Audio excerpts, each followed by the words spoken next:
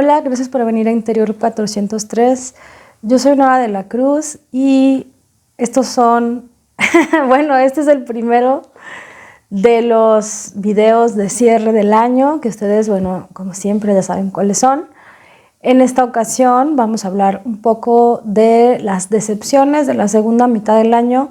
Si ustedes se acuerdan, ya hicimos un video que abarcaba de enero a junio. Y pues ya la verdad no me acuerdo cuántos videos aparecieron, de cuántos libros aparecieron en ese video, pero pues en esta ocasión tengo que decir que la segunda mitad del año fue un poco más benevolente conmigo en términos de lectura, porque pues siento que en general tuve sorpresas muy agradables y las decepciones pues no fueron tan chocantes. Ustedes echarán en falta en este video algunos libros que quizá esperaban ver aquí, pero la realidad es que ya hay conversaciones de las que no me interesa ser parte. Creo que el próximo año voy a darle un nuevo enfoque a mi vida. Y pues como parte de esas operaciones o de esa manera de aproximarme a mis lecturas, pues empiezo desde ahora con una especie de detox que espero que perdure todo el año, porque también sí, ya creo que llegué a un límite de todo, o sea, de acumulación de lecturas, de hype. Hay muchas cosas en las que ya me siento como que un poco rebasada y ahora tengo ganas de regresar a mis libreros, tengo ganas de reacomodar ciertos libros, de entender cuáles son las lecturas que me interesan y cuáles ya definitivamente no. Y no tiene sentido pues seguir buscando o seguir invirtiendo tiempo en cosas que posiblemente pues ya sabemos el resultado. Pero bueno, creo que me estoy enredando. La cuestión es que en este video de decepciones solamente tengo 7 libros y en realidad no son unas decepciones así tan estrepitosas. En general lo que sucedió es que se trataba de libros que llegaron a mí por alguna razón, ya sea que yo los tenía en mi lista de pendientes hace tiempo, o se me antojó leerlos, o me los enviaron, o lo que sea. Y pues la verdad es que o mi experiencia en ese momento no fue buena, o no empataron con lo que yo esperaba. Que en general creo que ese suele ser el caso de las decepciones. Casi siempre que hablamos de que un libro nos decepciona, pues tiene que ver con que por la razón que ustedes quieran, nos hemos construido ciertas expectativas y al final pues la experiencia no termina de encajar con eso que nosotros esperábamos. Creo que ese es el caso de varias de mis lecturas, bueno, de las que aparecen en esta lista. Y bueno, no tiene que ver necesariamente con que estos libros sean malos. En general creo que no es el caso, sino que, pues como les digo, tal vez lo que a mí me sonaba o lo que yo pensaba que iba a encontrar pues no terminó de ser lo que al final encontré. Entonces, bueno, van en estricto orden cronológico, o sea, los fui sacando de mi reading journal o sea, no los puse como de la mayor, mejor, nada de eso.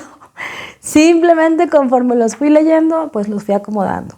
Y entonces, bueno, si ustedes se acuerdan, en el verano peligroso, yo leí el volumen 6 de Ranma y medio.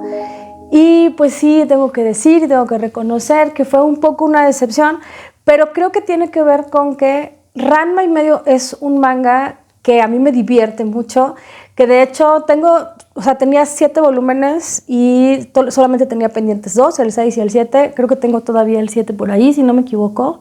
Y definitivamente, si el 7 tampoco me gusta, ya no voy a comprar más volúmenes de manga, de Ranma y medio, porque pues no sé, o sea, siempre los guardo para momentos de relax, en los que yo me la quiero pasar bien, me quiero reír. O sea, para mí lo que yo entendía por Ranma eran risas garantizadas. No vale la pena que les repita la premisa porque todos conocemos la historia de Ranma y sabemos también cómo funcionan cada episodio. Todos funcionan igual, o sea, todos tienen la misma estructura. Entonces, bueno, no me voy a exceder en tiempo hablando de eso. Pero lo que me pasó con este episodio en particular, y a pesar de que era verano peligroso y estaba yo como que muy comprometida con esta onda de lecturas relax, pasármela bien, enfocarme en leer, ¿qué fue lo que sucedió? Pues que fue un episodio medio desangelado, o sea, como que en general en otros tomos de Ranma, pues lo que me sucede es que de verdad no aguanto la carcajada. O sea, con Ranma me río mucho y con Ore Monogatari siempre llega el momento tierno, dulce, bonito. O sea, también me río bastante, pero no sé, son distintos, pero como que a mí una de las cosas que me gusta es saber con lo que me voy a encontrar y entonces, pues, tener esos libros como, como lugares seguros, como lecturas de confort. Y en este caso, el tomo 6 de Ranma y medio, pues siento que no tuvo nada así particularmente chistoso, no me reí nunca y fue así como... Recuerdo perfectamente que lo leí en mi camita un fin de semana que me acababa de despertar. Todavía no me levantaba a desayunar, estaba así como que súper suavecita, súper cómoda. Lo leí ahí de principio a fin y no más no. O sea, es más, a este punto que ni siquiera me acuerdo qué pasaba en ese episodio de Ranma. Entonces, pues sí fue decepcionante porque normalmente es como que una buena experiencia garantizada y la verdad es que en este caso no lo fue. No quiero decir que Ranma sea un mal manga, para nada. A lo mejor tiene que ver con que, pues no sé, con que en ese momento no le agarré la onda. A lo mejor ahorita lo vuelvo a leer y está padrísimo, pero no sé, o sea, tal como yo lo anoté en mi diario de lectura, así se los cuento.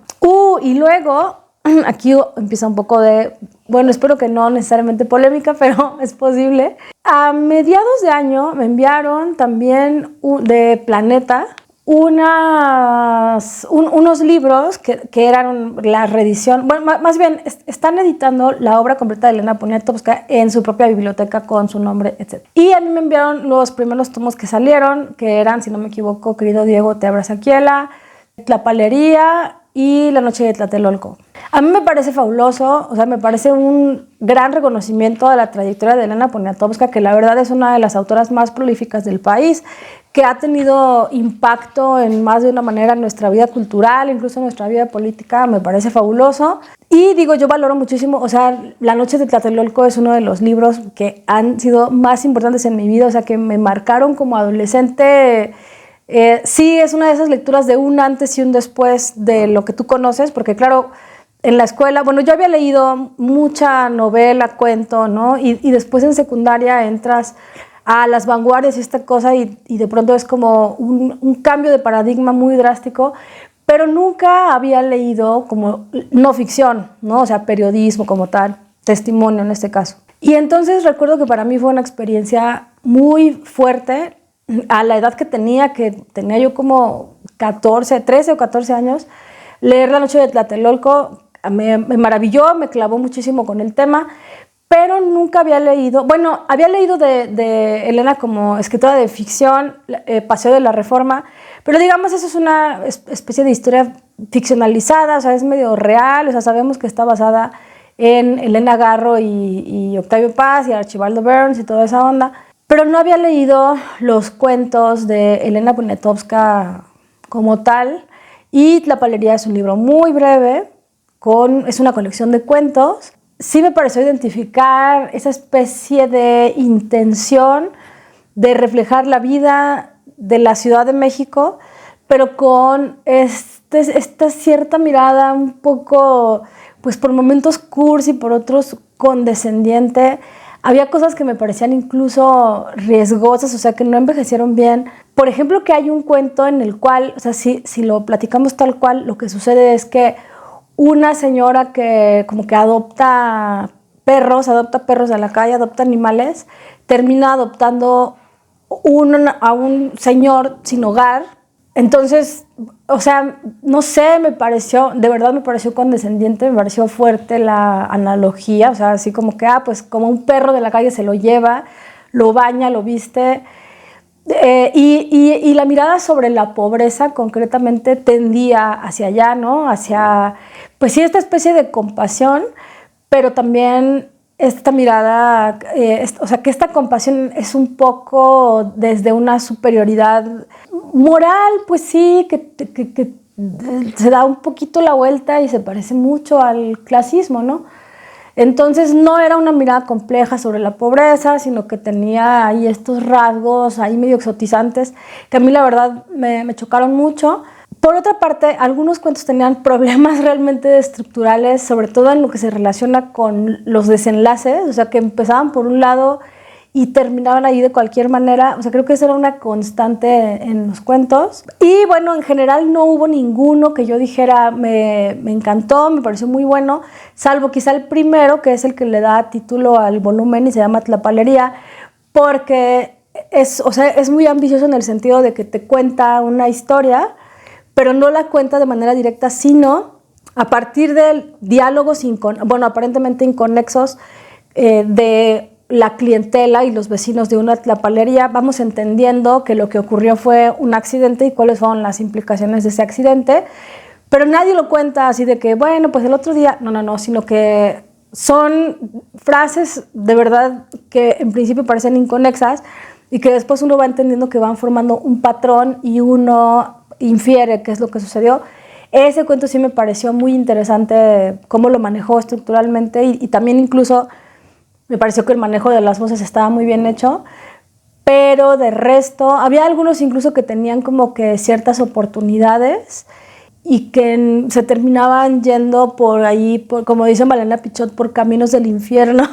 O sea, que yo decía, si sigues por aquí, esto me puede interesar mucho, y de repente ella tomaba unas decisiones así, medio extrañas, que yo decía, ¿por qué? ¿Por qué si tenías ese material en tus manos, por qué hiciste eso? Sí, entonces, pues sí, digamos, no envejeció bien, no sé de qué año, bueno, en su momento sí busqué cuando lo publicaron, yo sé que tiene creo que por lo menos 10 años o 20 años, no lo sé, entonces no envejeció para nada bien, pero sí puedo entender que sí tiene que ver con cierta mirada propia de su época, ¿no? Bueno, en tercer lugar, bueno, no son lugares, pero en el tercero de esta lista es un libro clásico que se lee muy rapidito, que es muy flaquirrín, y que durante muchos años, este es un caso de esos en los cuales en distintas conversaciones se hace referencia a este libro o a esta historia o a este aspecto de la vida del autor, y como que tantas personas te han dado información fragmentada por tantos lados que tú vas reconstruyendo una imagen en tu mente de ese libro, y el problema es que ya después cuando lo lees te encuentras con otra cosa muy diferente de lo que tú te imaginaste. Esto fue lo que a mí personalmente me sucedió con La carta al padre de Franz Kafka. Amigas, ya se los había dicho en su momento, me cayó gordísimo. Como ustedes saben, bueno, pues Franz Kafka, además de que murió muy joven, pues tuvo una vida muy atormentada, al menos en el aspecto psicológico, a pesar de que todavía no alcanzó a ver, o sea, murió creo que antes de los horrores de la guerra, bueno, de la Segunda Guerra me parece, pero bueno, le tocó vivir una etapa convulsa de Europa, y a pesar de que él era, como se dice, hijo de familia, o sea que él provenía de una familia, pues digamos, acomodada o al menos sin dificultades económicas, pues una de las cosas que le pesaba era que él tenía un temperamento sensible, que no correspondía con lo que se esperaba de él por ser varón, por ser creo que el hijo mayor y en general por pertenecer a una clase social y digamos porque su familia tenía cierto tipo de negocios, etcétera. Entonces, pues ya digamos él nace y ya hay toda una serie de expectativas sobre él que pues aparentemente le resultaron muy asfixiantes. Entonces, bueno, nosotros sabemos varias cosas de Kafka, pero particularmente que era un tipo, sí, en realidad atormentado en el sentido de que pues tuvo estas relaciones a distancia que nunca se concretaron, y después también tiene una relación muy difícil con su propia escritura, en el sentido de que es claro que le interesaba seguir escribiendo, pero a la vez no tenía tampoco como la firmeza o el valor de ánimo para hacerlo público. Yo no sé por qué razón. Al final quien termina siendo el gran autor o el gran responsable de la obra de Kafka, pues es su amigo Max Brod, que es a quien le deja sus manuscritos y que él es el que se encarga de publicarlos, si no me equivoco, póstumamente. Tampoco soy una gran conocedora de Kafka, pero bueno, resulta que yo lo que sabía era eso, y yo pensaba que me iba a encontrar con una carta donde nos iba a contar pues como que todos los horrores y las crueldades de su padre, y que yo iba a tener mucha compasión por el querido Franz. La verdad, amigas, es que me pareció excesivo. O sea, de pronto como que yo escuchaba las cosas, es que lo escuché en audiolibro, ¿no?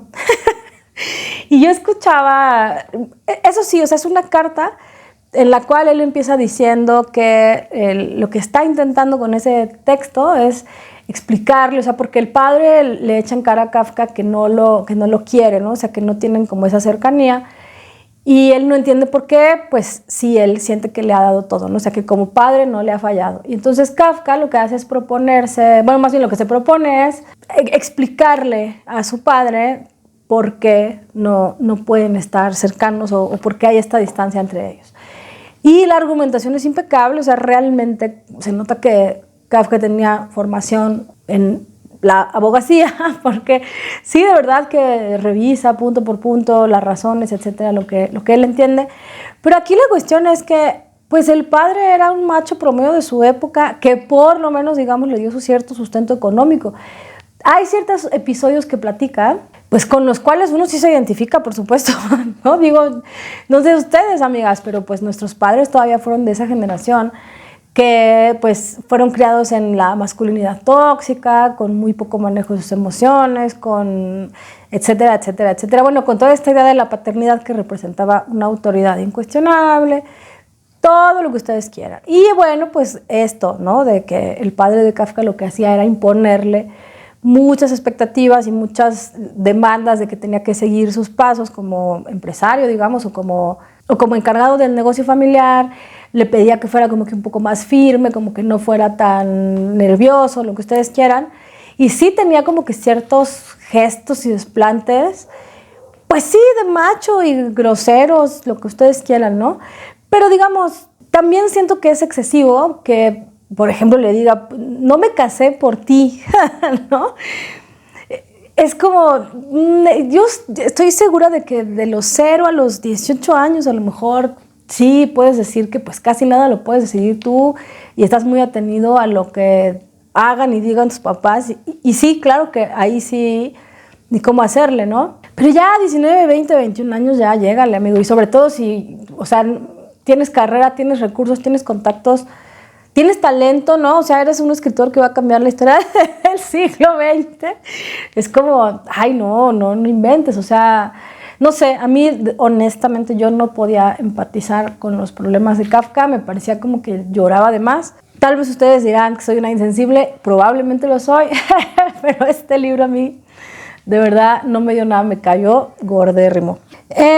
Bueno, después, casi inmediatamente después del libro que leí, fue otro audiolibro, creo que fue en el mismo mes, fue Humor de Terry Eagleton.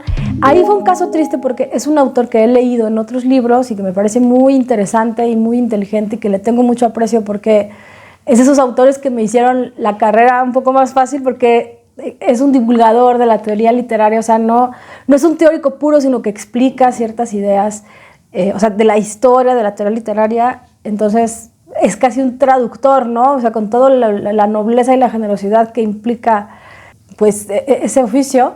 Y bueno, me interesaba mucho ver qué podía contar acerca del humor, y realmente lo que cuenta es interesante y los ejemplos que pone, incluso aprovecha para hacer chistes, pero por alguna razón nunca logré interesarme plenamente por el libro, quizá porque todos los ejemplos eran excesivamente occidentales o de la literatura británica.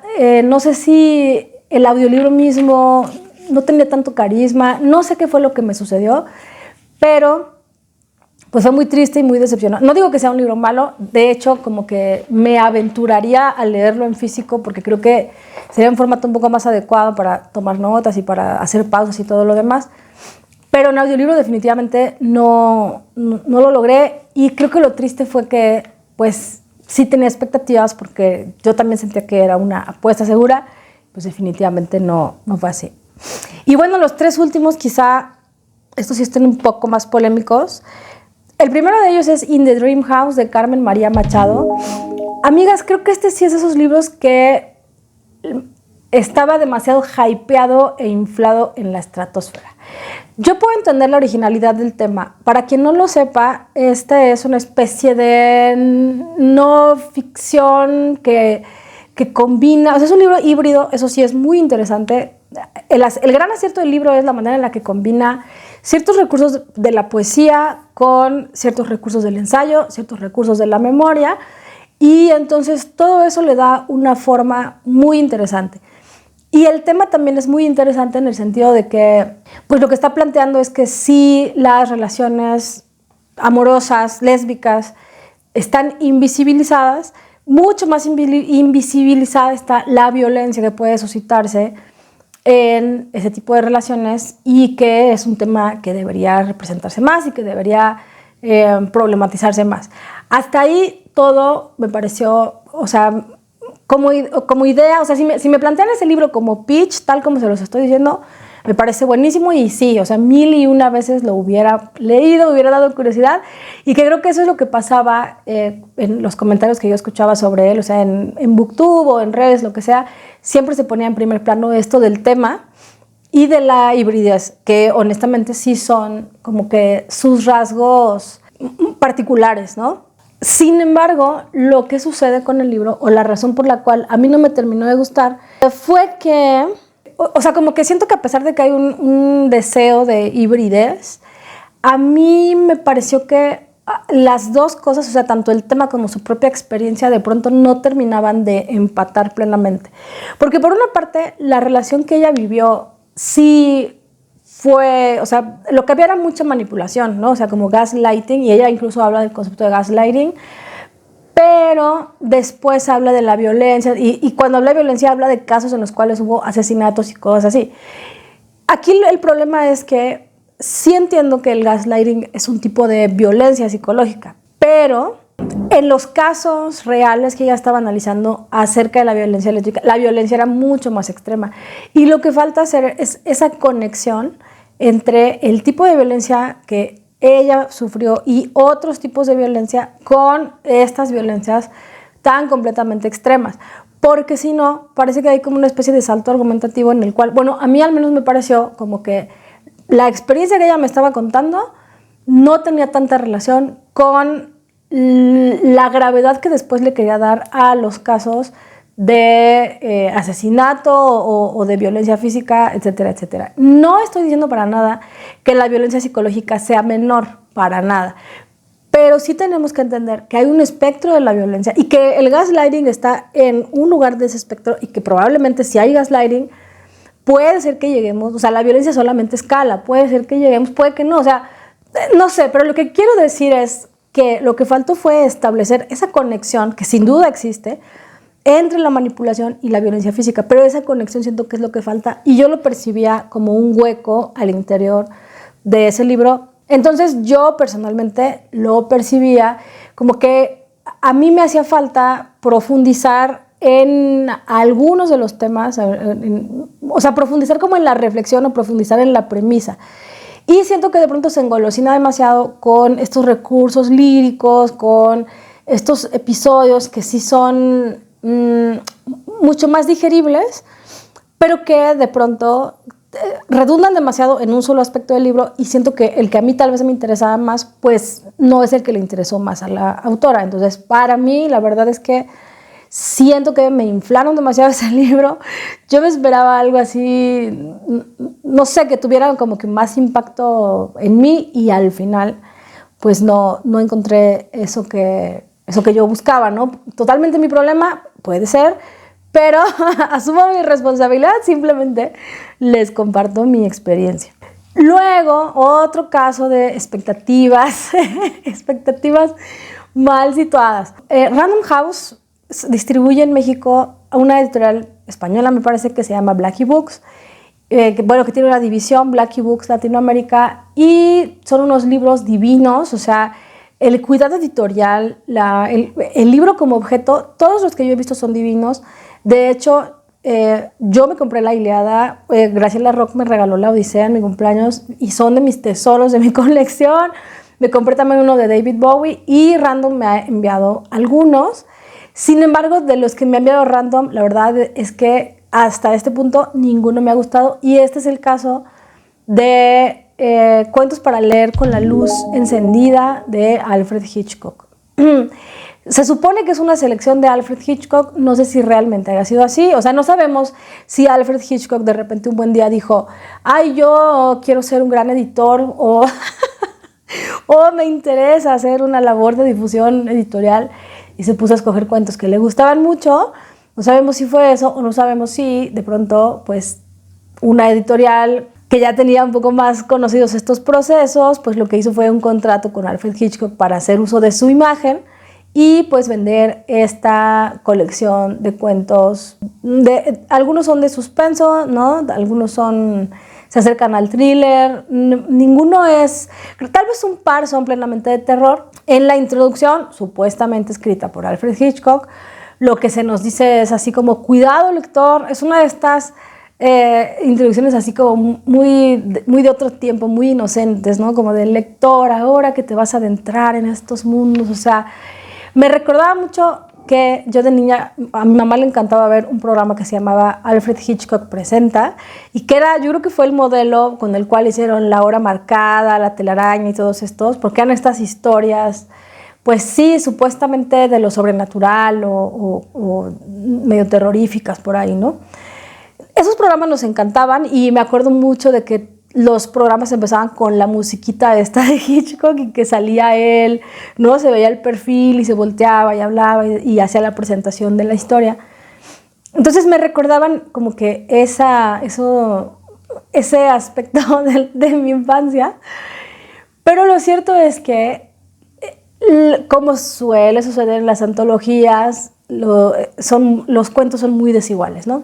Entonces había muy pocos de escritores que yo conociera. De esos, pues sí, eran algunos de los mejores, aunque no eran plenamente terroríficos. Había algunos que de hecho la publicación original de ese cuento, o sea, no los habían sacado de otros libros, sino que se habían, no sé si escrito, pero sí publicado originalmente, o sea, eran inéditos para esa colección en su momento. Yo creo que salió esto como en los 70s la primera vez, y algunos de esos eran buenos. De hecho, sobre todo creo que rumbo al final están los cuentos más interesantes, pero había algunos que no es que fueran malos, pero ya para nuestro tiempo, digamos, pues ya eran muy predecibles y que tampoco terminaban de construir una atmósfera así tan completa y tan redondeada que uno dijera, ay, sí, qué terror. O sea, para la Spooky Season y esto, pues algunos sí, algunos no. Sí tengo que reconocer que hubo algunos que me divirtieron, que me entretuvieron, que los disfruté, pero realmente dije, no voy a releer este libro, y lo pasé, o sea, lo regalé para compartirlo con alguien más que a lo mejor lo pudiera disfrutar un poco más.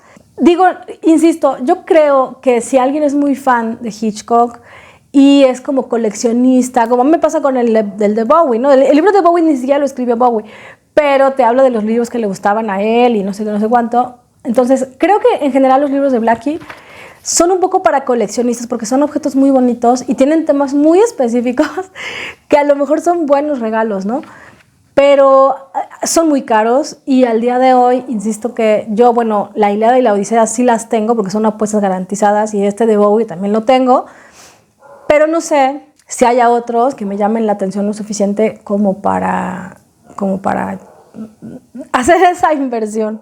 Y bueno, finalmente estuve indecisa en si incluía este libro o no, porque la verdad esto sí es plenamente un rollo subjetivo. Imagínense, este libro del que voy a hablar ahora es de una autora que pues es una autora joven, pero tiene cierta carrera.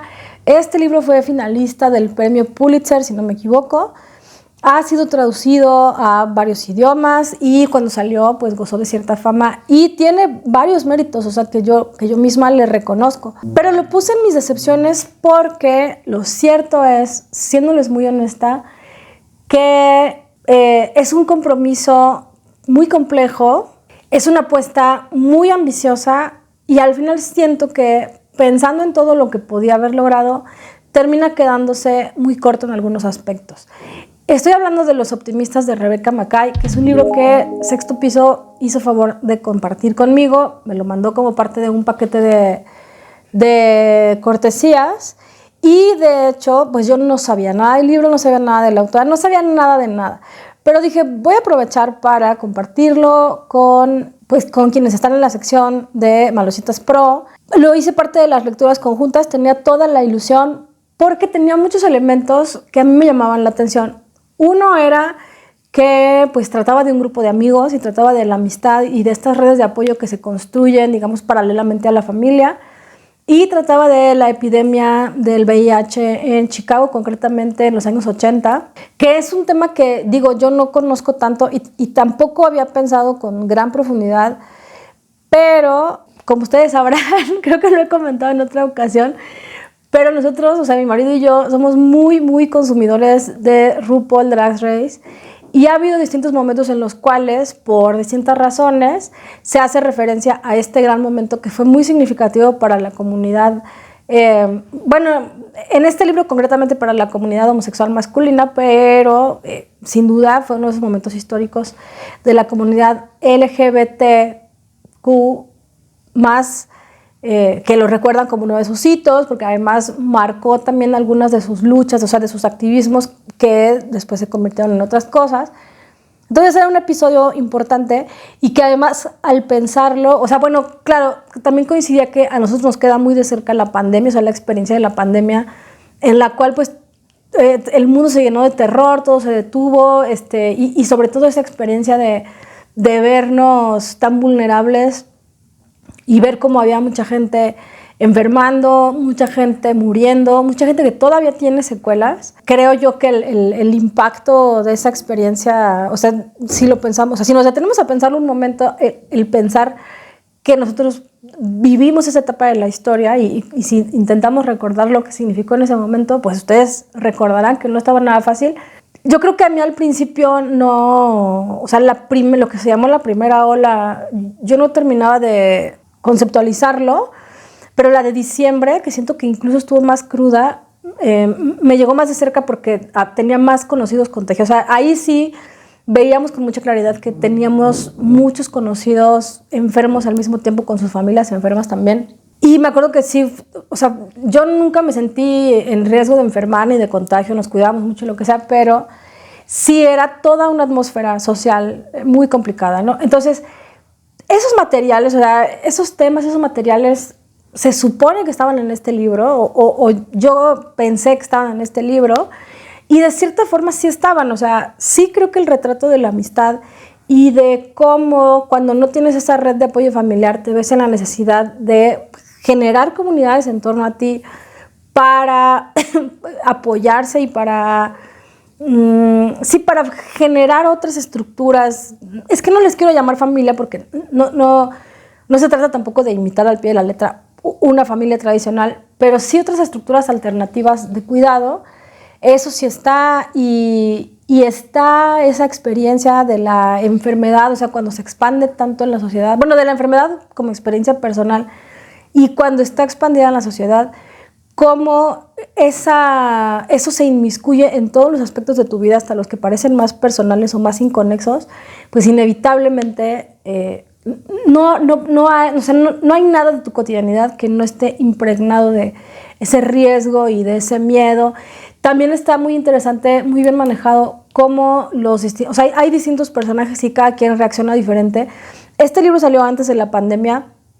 Y es muy interesante cómo, yo me acuerdo, o sea, digo, yo lo estoy leyendo en una traducción que salió post pandemia, pero leyéndolo, yo me acuerdo cómo, o sea, hay cosas que yo reconozco de cómo lo experimenté yo y reacciones que yo reconozco también de personas que estuvieron a mi alrededor. O sea, ya saben, el típico que le valía gorro y que decía, ay, no me importa, yo sigo saliendo normal y me quiero ir a fiestas. O sea, todo eso, que nosotros lo vivimos muy de cerca, pues Rebeca Mackay lo supo intuir muy bien, que seguramente así fue también con esa epidemia del VIH. Entonces, todo ese factor está muy bien. El problema está en que la novela termina haciéndose muy larga, yo siento que innecesariamente larga, porque eso que era muy interesante lo combina con otros dos arcos que no tienen, que sí tienen relación, pero al final no se parecen mucho, y esto lo hace en aras de una especie de, pues como de tesis, de premisa o de moraleja respecto, que tiene que ver con el título, ¿no? De los optimistas. Entonces siento que si se hubiera quedado con los materiales primordiales de la historia, y es más, los hubiera llevado más allá, o sea, ¿qué qué pasó con los sobrevivientes, qué ha pasado socialmente con este virus, todas esas cosas, lo que implicó históricamente y cómo eso tuvo consecuencias de largo impacto, eso hubiera sido, creo que, un poco más interesante que inventarse otros 2 arcos que no tenían una relación tan directa y que de pronto tampoco tenían tanto peso emotivo ni tanto interés, al menos para mí. Entonces, bueno, ¿esos arcos están bien escritos? Sí. ¿Tienen sus momentos conmovedores? También. ¿Están bien investigados? También. Pero de pronto se sienten caprichosos en el sentido de que creo que el autor es especialista en la Segunda Guerra Mundial y metió un arco de la Segunda Guerra Mundial con calzador porque realmente no lo necesitaba.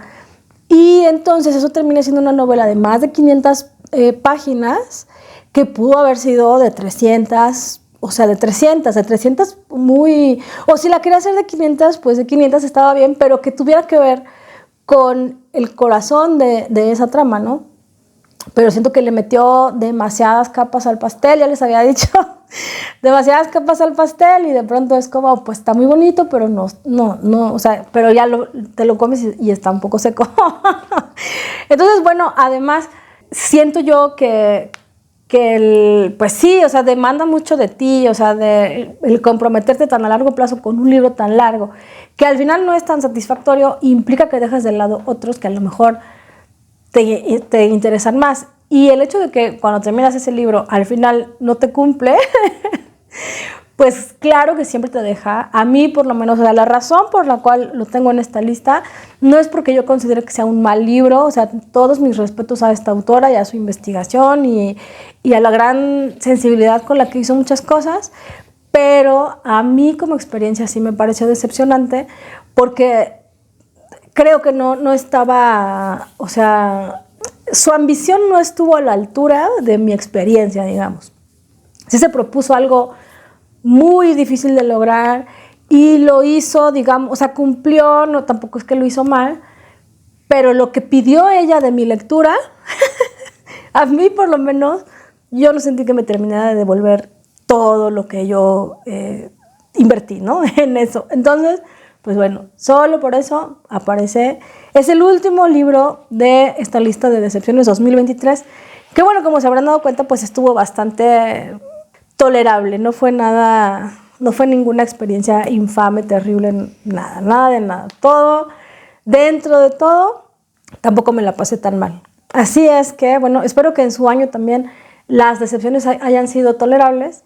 Y bueno, como saben, el próximo video, ahí sí, es en el que el video que ha sido yo más esperado y el video que más se aprovecha en el canal, porque ahí sí les hablo concretamente de los mejores libros que yo leí en 2023, no necesariamente publicados en 2023, pero que para mí son garantía de calidad y que para ustedes también, si comparten mis gustos, si se han dado cuenta de que comparten mis gustos, pues para ustedes también pueden ser garantía de lectura y si se animan a comprarlo, pues también una inversión garantizada. Entonces, bueno, ya me excedí, ya tengo más de 40 minutos hablando, así es que hasta aquí lo dejaremos. Muchas gracias por venir a Interior 403. Yo soy Nola de la Cruz y nos veremos en el próximo video. Bye.